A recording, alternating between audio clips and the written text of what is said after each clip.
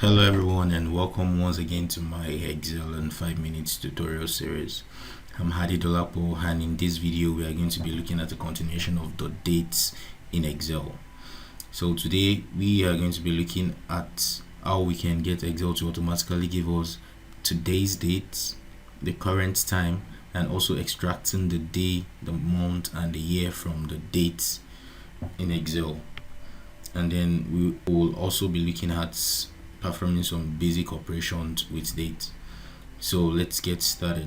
So the first thing that we are going to be doing today is extracting the dates of today automatically from Excel. So in order to do that, we need the today function. So all we have to do is come in here and enter today. So Microsoft Excel gives us the suggestion, and it takes in no parameters, and we have today's date. Today is the 6th of April 2020. Also, to get our current time, so the current time gives us both the current time and the dates together. So it's a combination of the today function and also giving us the current time. All we have to do for this one is the now function. All we have to do is put in our now, and then we have our date and our time here.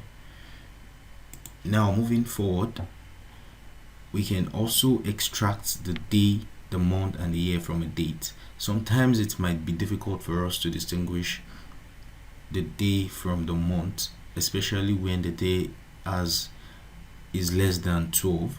So we might actually get confused whether it's the day first or the month first. So in order to get our day, all we need is our date function equal to day. It's going to take in the parameter of the dates that we want to use, and we get our day. So from here we can see that the day is 6, and from here we can also extract our month using the month function, giving it the date. And to get the year, you guessed that right, that's the year function, and we can have our year.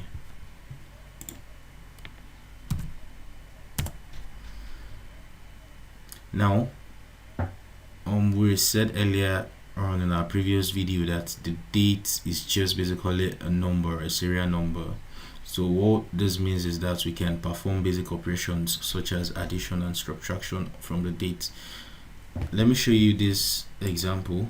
So let's say you have this day here, 2017, and then you have another date, 4th of April, 6th of April 2016. Then also notice how our time automatically changes for every operation. Once we do this, now we can perform some basic operations that we can do with our numbers with the date function.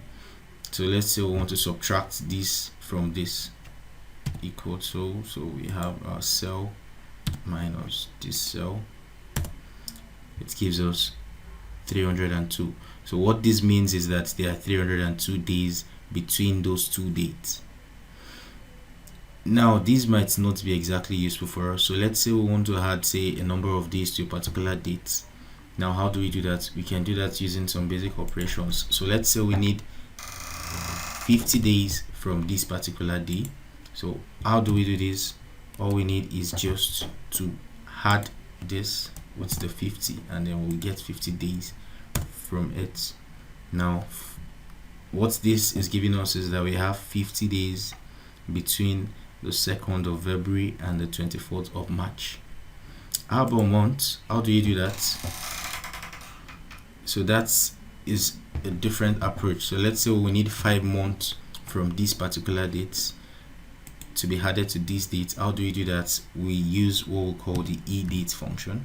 So the edate function adds the month, so it starts, we give it the start date, then the number of months, and then we close our bracket, and it's giving us this in number. What we can easily do is just to come here and then format the dates, and we'll have our dates, and there we have it. We have 5 months between March and July.